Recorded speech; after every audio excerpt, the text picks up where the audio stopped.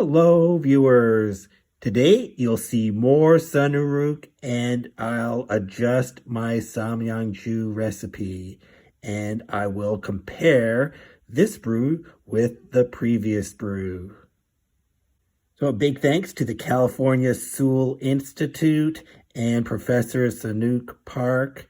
Professor Park provided me this NURUK, this special NURUK with the special names SUNURUK, and that's what I'm brewing with today. If you're interested in the California Suul Institute, that's Suul with 2 U's, californiasuulinstitute.org.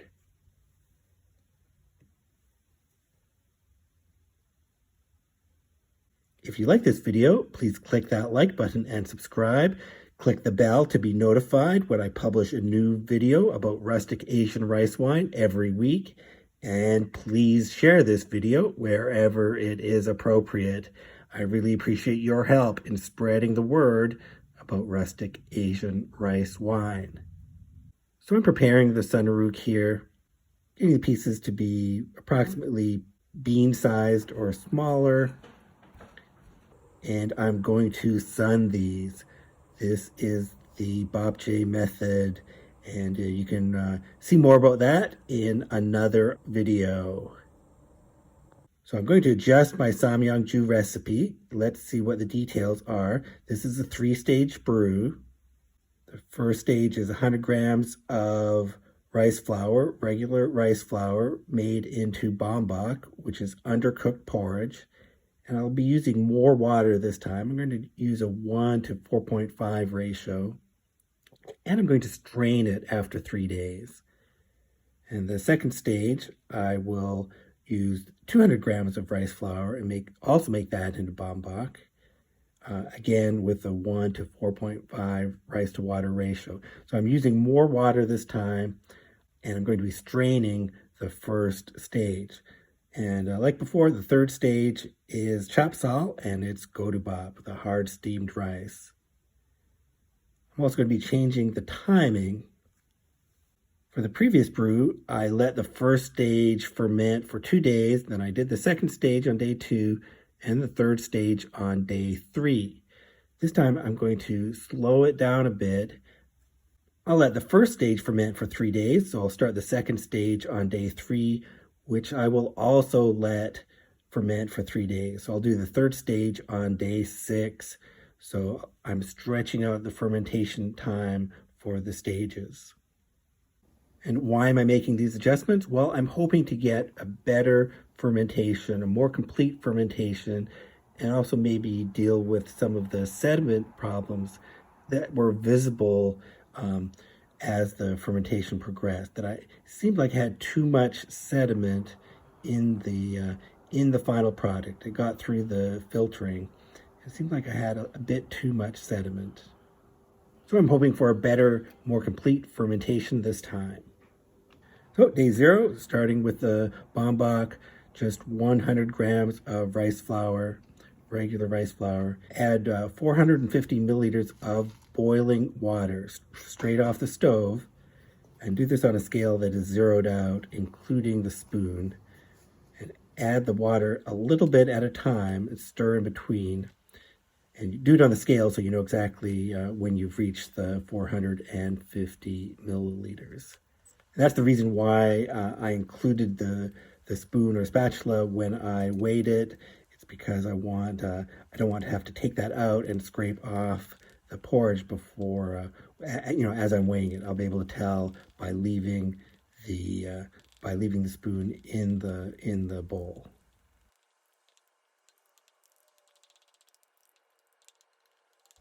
So now that's hot, and we're going to wait for it to cool to below 30 degrees Celsius. And as we're waiting for this to cool, I'm going to weigh this NURUK that was in the sun for a day. I'm going to weigh that 102 grams.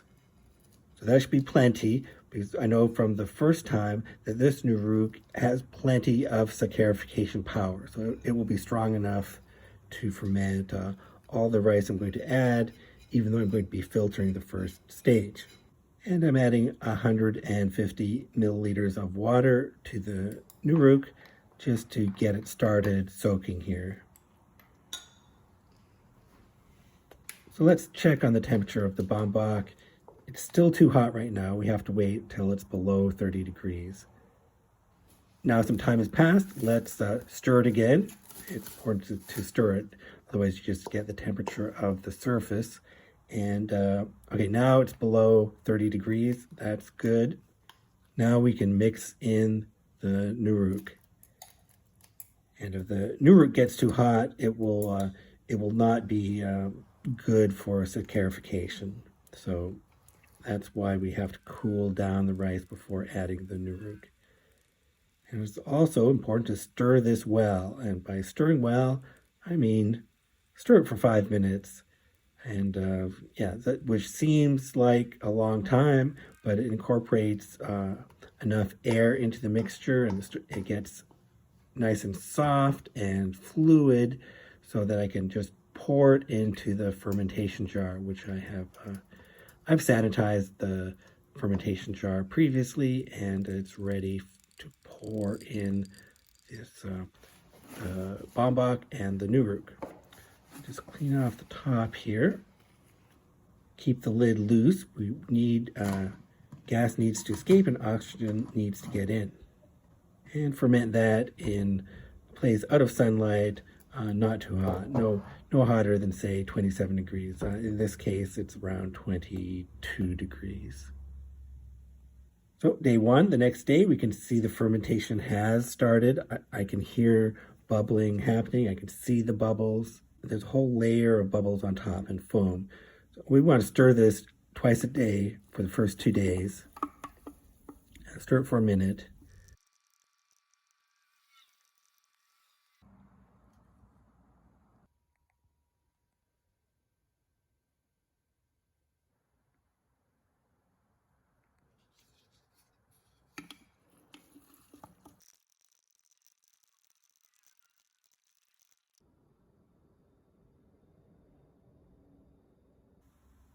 Day 3, stir once in the morning, and I'm going to prepare the second stage, more bambak. So this stage is going to be twice as big as the first stage. And again, I'm going to use boiling water, pour it in a bit at a time, and then stir. That will make the bambak. And again, I've zeroed out the scale, including the spoon, so that I can know when I've added 900 milliliters of water. So this should be quite fluid. It'll get a bit stickier as it cools down. So again, we need to cool this down to below 30 degrees Celsius. And we're going to filter the first stage as we're waiting here. Now the first stage is completely liquid now. I'm going to pass it through this filter bag, which I've boiled.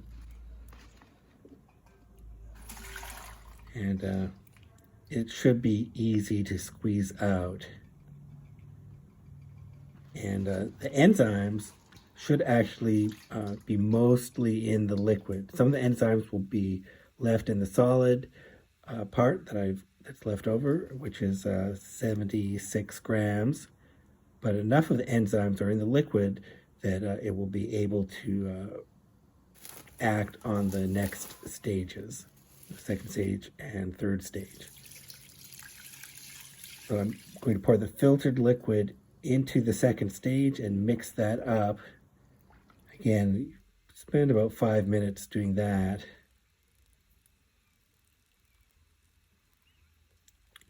And get anything that's stuck on the spoon, scrape that off. So that's mixed together well, and it should be nice and liquid. I'll pour it into the fermentation jar again. I didn't re-clean it, didn't think it was necessary. There's going to be another filter stage at the end, so the filtering doesn't need to be absolutely perfect here. And yes, I still keep the lid loose. It's still producing carbon dioxide and needs some oxygen. Still want that to be loose. And day 4, let's look at it. It looks very uniform. It is bubbling. There are small bubbles. I can hear it quite rapid. I want to stir it twice twice on day 4 and stir twice on day 5 as well. On day 6, let's get the rice ready. This is 900 grams of sweet rice, chopped sal, and wash this gently and rinse repeatedly. So I'm just moving the rice around. I'm not rubbing the rice against the other grains. We want to get clear water, and by clear water, I mean when I pour the water from the tap into the rice, at some point, when I do that, the water is going to be clear, and that's good enough. Every time you agitate it, it is going to become less clear. So it does take some time to do this. That's clear enough. Don't wash the rice for more than 15 minutes. And we want to soak the rice for at least 3 hours.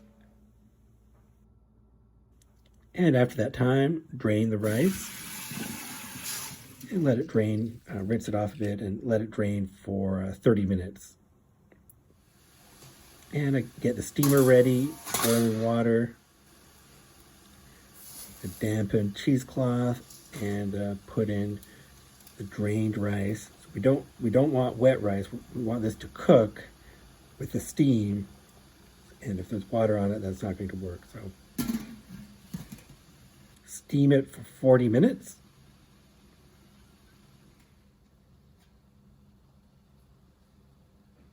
And carefully remove the edges of the cloth and pick it up. And we're going to spread it out to cool. I have this on a cooling rack and then a cloth. And that should let it cool a bit more quickly.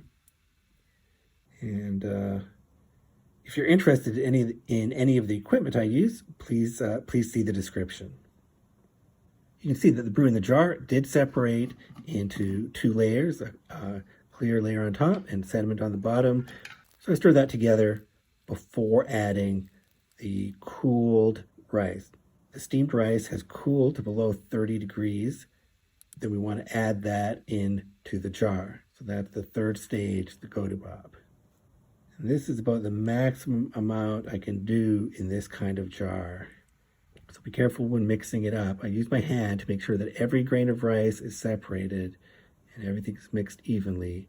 Again, keep the lid loose and put it in the cabinet to ferment. And look, on day 7, it looks pretty uniform. There are bubbles that have formed up, and the go-to-bob has absorbed a lot of the liquid. Next day, day 8, you can see layer of liquid on the bottom, very cloudy liquid. Day 9, that cloudy liquid layer is larger, and it doesn't look as dry on top. There are bubbles of gas that have built up there, so it is fermenting, and I can hear it fermenting. And the liquid layer on bottom is getting less cloudy as time goes on, and also some rice grains are falling to the bottom. So now there's 3 distinct layers. Just keep watching those every day as the fermentation progresses. You'll understand more about the progress of the brew. And I make sure to smell this every day. It smells good. It doesn't smell too sour or too sweet. I can smell the alcohol.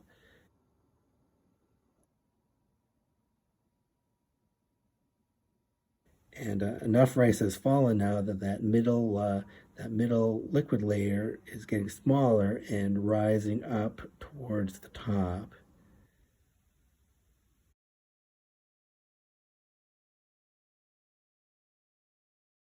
It's been 20 days and that liquid layer is almost at the top. Now when you look at the jar from above, you see a liquid. Now the liquid is at the top. And there's just there are some grains of rice floating, but most of the rice has fallen.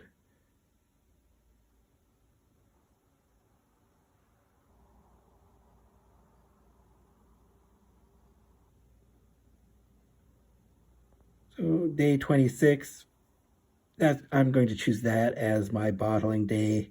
And yeah, it's looking good. So boil my filter bag.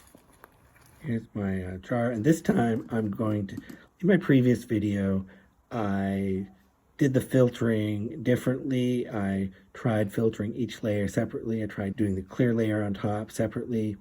But this time, since I think the fermentation is more complete and it's more uniform, I'm going to stir everything together and filter the whole thing as uniform bottling. This jar is small enough, I can carefully dump the whole thing over into the filter bag, and it's all done in one step. There's a little bit left. Okay, almost one step, and I can pick that up, and the liquid starts dripping out, and I can squeeze this. Okay, and the jigame I have left over here is 189 grams, and add the 76 grams left over from the first stage of filtering. The total is 265 grams. I think that's pretty good for the amount of rice I use, which is 1.2 kilograms of rice in total, as compared with the 1 kilogram of rice I normally use. So that's a reasonable amount of jigame for that amount of rice. And I like having a bonus bowl. Yes, the jigame has more to offer. I put the jigame back in the filter bag, and I add 200 milliliters of water to that. And I really squish it around and use that extra water to get some more delicious alcohol out of this jigame. So weigh the jigame again.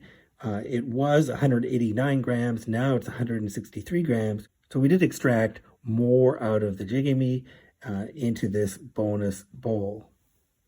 And this bonus bowl, it's weaker, it's diluted, but it's a nice refreshing bonus for the brewer. So what I'm hoping is that this brew had more complete fermentation than my previous attempt, and that I don't have any sediment problems. I didn't have the unusual layers that I had last time, where there was quite a thick layer of like rice flour sediment at the bottom. So far so good. The layers were normal this time, and let's get to a taste comparison. So the previous brew did have a fruitier aroma. It was sweeter, and it had a harsher ending than this brew. And this brew, by contrast, is drier. It actually has stronger alcohol, quite noticeable, and it has better aftertaste. So by making the first two stages each 3 days, that slowed down the fermentation. It made the fermentation more complete in the end. There's less residual sugar and more alcohol. And by filtering the first stage, that reduced some of the harshness in the ending that I tasted in the previous brew. So I think these changes were beneficial. So one special thing I need to mention about both of these brews is that neither of them are sour. Neither of these are sour, just a hint of tartness like there should be, but not sour at all. So what I'm going to do is wait a week and taste this again. So it's been 1 week. You can see it's settled very well. It has not built up any carbonation. I can feel the bottle. It is relatively soft. So I don't have to worry about opening this one. And I'm going to be able to pour off the Changju no problem. So I'm going to taste the Changju, mix it up, and taste the Wanju. I'm actually going to do that with the third bottle since it's the smallest one. Okay, so I'm going to pour off the Changju first.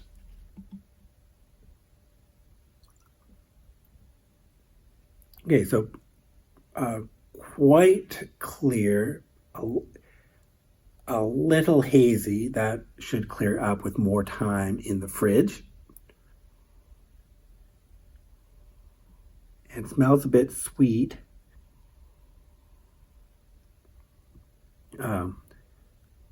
Sweet and fruity, like ripe fruit. And I can smell the alcohol as well.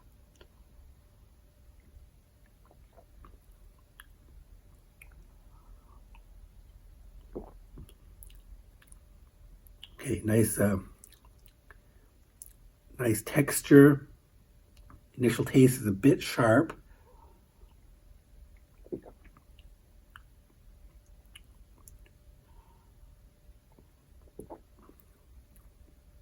Yeah, the initial taste has some bitterness.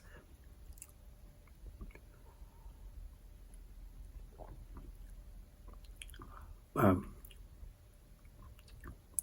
middle is quite rich. I like the flavor.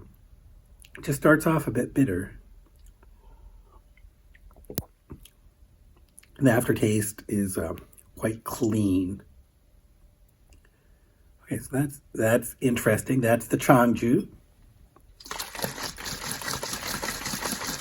Okay, when I mix up the bottom layer, the takju, and the samyangju layers, this is called wanju. Just the original alcohol, everything mixed together. So it's cloudy. I'm going to pour it in a metal cup and drink it. Off-white color, rich color.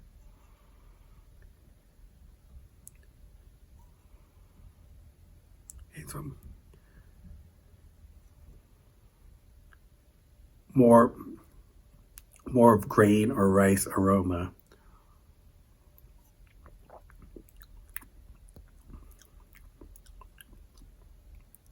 Oh, a different flavor.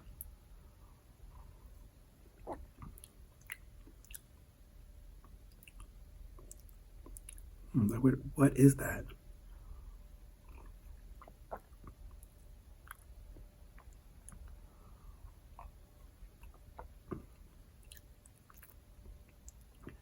Okay, I should have mentioned from the samyangju, this does taste quite strong. There's a lot of alcohol in here.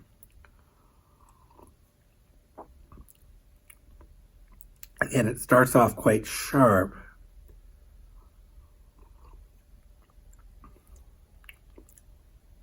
I'm trying to describe what this tastes like. So I would say, yeah, it starts off bitter and sweet, actually. Bitter and sweet. And then it's astringent, like apple peel, or maybe flavor of pear, Asian pear. And then it just ends with a lot of alcohol flavor. You really taste the alcohol, and that, and it does end pretty clean. A tiny bit of a bit of lactic aftertaste. Yeah, a bit of lactic and rice aftertaste, but very, very clean. And what I get at the end is mostly tasting the alcohol. That's so it's a bit unusual. I didn't think it would taste this strong.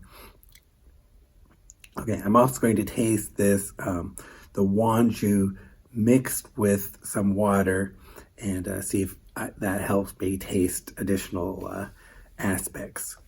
So this is not carbonated at all. I am mixing it with seltzer water around a 1-to-1 ratio. So let's see if this affects the flavor.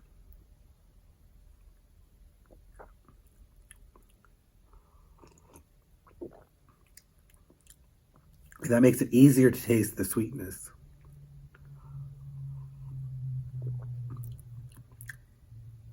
It does taste sweeter like this. Apple peel or Asian pear flavor in the middle. It cuts down on the alcohol blast at the end too. Still, yeah, this is quite smooth, good texture.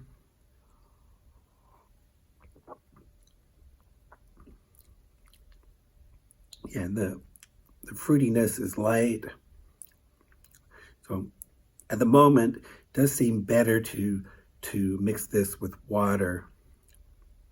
That's going to help it out, at least for this tasting 1 week after bottling. All right, again, I have to thank Professor Sunook Park and the California Suul Institute. That's Suul with 2 U's, and that's that's where I got this NURUK to brew this. I'm very grateful for that. And this NURUK, the SUNURUK, it is a special NURUK, and it did affect the flavor. This has a different flavor than when I brew with the supermarket NURUK or my own NURUK. This has a different flavor, so it really does matter what NURUK you use. And this was a special one and gave it an especially rich and powerful brew. I really appreciated the chance to brew with this NURUK, and I hope you enjoyed watching this as well. If you have any questions, let me know in the comments down below. Thank you for watching.